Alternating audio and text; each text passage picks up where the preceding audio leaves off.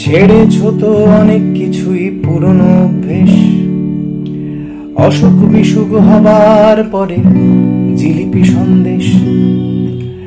ছেড়েছ তো অনেক কিছুই পুরনো গোলচাল, পুরনো ঘর পুরনো জঞ্জাল। হাল ছেড়ো না বন্ধু, বরং কণ্ঠ ছাড়ো জোরে। দেখা হবে তোমায় আমায় অন্য গানের ভোরে।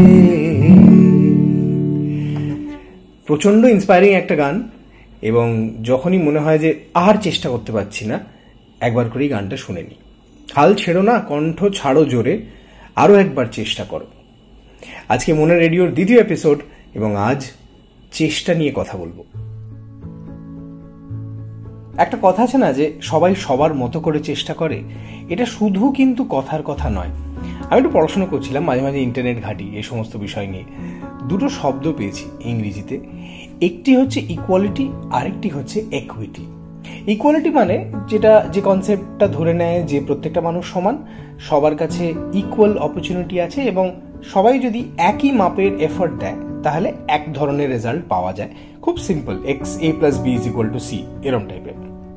কিন্তু একুইটি বোঝায় যে না, সব মানুষের পরিস্থিতি এক নয়, সবার কাছে সমান সুযোগ নেই, এবং সমান সুযোগ থাকলেও সবার মানসিক বা শারীরিক অবস্থান এমন নয় যে তারা একই রকমের এফর্ট দিতে পারবেন, এবং তাই সবাই নিজের মতো করে চেষ্টা করে। এবং এই চেষ্টা নিয়ে পড়াশোনা করতে করতে আরেকটা দারুণ কনসেপ্টের ব্যাপারে জানলাম, কিছুটা জেনেছি, এখনো পড়া বাকি, ভাবলাম আপনার সঙ্গে শেয়ার করি। জিনিসটার নাম দি এফর্ট প্যারাডক্স, এবং এটার অনেকগুলো ভাবনা আছে। দুটো জিনিস আজকে আপনার সঙ্গে শেয়ার করব। এফর্ট প্যারাডক্সের প্রথম যে শর্তটা বা প্রথম যে স্টেটমেন্ট, সেটা হচ্ছে যে একটা জিনিসকে যদি খুব এফর্টলেস মনে হয় তাহলে বুঝবেন যে তার পেছনে অনেক দিন ধরে অনেক এফর্ট দেওয়া হয়েছে।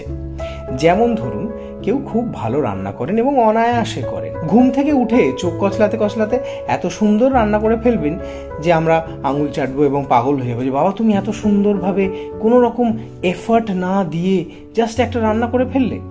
সে হয়তো মুচকি হাসবে, কিন্তু সে জানে যে অনেক বছর ধরে আস্তে আস্তে আস্তে আস্তে তাকে এটা শিখতে হয়েছে। পাবলো পিকাসোর একটা খুব বিখ্যাত গল্প আছে যে একজন ভদ্রমহিলা ওনাকে বলেছিলেন একটা ন্যাপকিনে একটা ছবি এঁকে দিতে।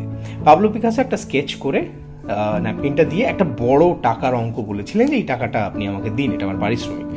তখন ভদ্রমহিলা বলেছিলেন যে আপনি তো একটা ন্যাপকিনে স্কেচ করলেন। তখন পাবলো পিকাসো বললেন যে দেখুন, আমার যেটা করতে 30 সেকেন্ড লেগেছে, এই 30 সেকেন্ডের স্কেচটার পেছনে আমার 30 বছরের অধ্যবসায় আছে।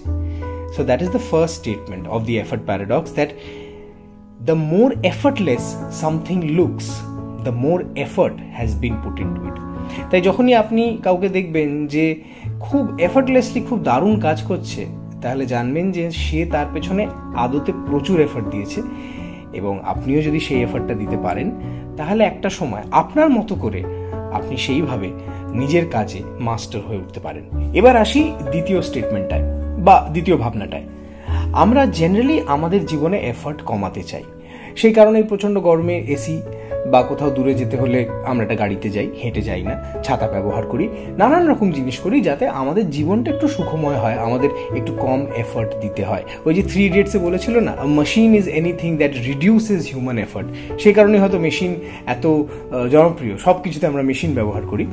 আবার পাশাপাশি আমরা এমন সময় এমন কিছু রাস্তা বেছে নিই, তার প্রধান কারণই হচ্ছে সেই রাস্তায় বেশি এফর্ট দিতে হবে। যারা একটু মোটা হয়ে গেছেন বা যারা শরীরে একটু চর্বি জমেছে, তারা কিন্তু জিমে গিয়ে এফর্ট দিচ্ছেন, তারা কষ্ট দিচ্ছেন নিজের শরীরকে, যেচে কষ্ট দিচ্ছেন যাতে পরে ভালো হয়। এমন জায়গার খোঁজ পাওয়া গেল যেখানে বিউটিফুল সিনারি, কিন্তু পৌঁছতে ট্রেক করে যেতে হবে। অনায়াসে স্বচ্ছন্দে মানুষ ট্রেকিং করে নিজের শরীরকে কষ্ট দিয়ে অনেক বেশি এফর্ট দিয়ে সেখানে পৌঁছে। মোদ্দা কথা হলো যে sometimes we are reducing human effort, আর sometimes we are choosing things because they require more effort. এই দুটো একে অপরকে ক্যান্সেল করে দেয়, কিন্তু দুটোই একসঙ্গে সহাবস্থানে থাকতে পারে, এবং hence this is another paradox. এবং এর থেকে একটা খুব সুন্দর জিনিস বেরিয়ে আসে যে তার মানে আমরা সেই জিনিসের পেছনেই এফর্ট দেব যে জিনিসটার একটা মানে আছে, things which have meaning for us. তাই কাউকে বলে দেওয়া যে ও তো কিছু করে না, ও তো কোনো কিছুর পেছনে খাটে না, দিস পার্সন ইজ লেজি, ওর জীবনে কোনো মোটিভেশন নেই, কোনো লক্ষ্য নেই, আমার মনে হয় এই প্রশ্নগুলোই ভুল, এই বক্তব্যগুলোই ভুল। আগে জানতে হবে যে সে কোন জিনিসটাকে ভ্যালিউ করছে, কোন জিনিসে সে অর্থ খুঁজে পাচ্ছে, মানে খুঁজে পাচ্ছে। এবং when there is meaning then there will be effort. তাই আমি জানি না আপনি আপনার জীবনে কোন জিনিস নিয়ে চেষ্টা করে চলেছেন এবং হার মানছেন না, সেই গল্পগুলো শুনতে চাইবো, কমেন্ট সেকশনে জানাবেন। কারণ এর পরের এপিসোড হচ্ছে কমেন্ট চিঠির দ্বিতীয় এপিসোড, যেখানে আজকের এপিসোডের কমেন্টস পড়বো, আপনার গল্পগুলো, আপনার চিঠি যেগুলো কমেন্টসে আসবে সেগুলো পড়বো। এবং এইটুকুই বলার যে জানি না আপনি কি নিয়ে লড়ে যাচ্ছেন, কিন্তু লড়াই চলুক, চেষ্টা চলুক, চেষ্টা করছি, বেঁচে আছি, নিঃশ্বাস চলছে, নিঃশ্বাস আছে তাই আশ্বাস আছে, আর চেষ্টাটাও থাকবে। ভালো থাকবেন। আজকের এপিসোড কেমন লাগলো জানাবেন এবং সঙ্গে আপনার চেষ্টা করার গল্প কমেন্ট সেকশনে দেবেন। টাটা।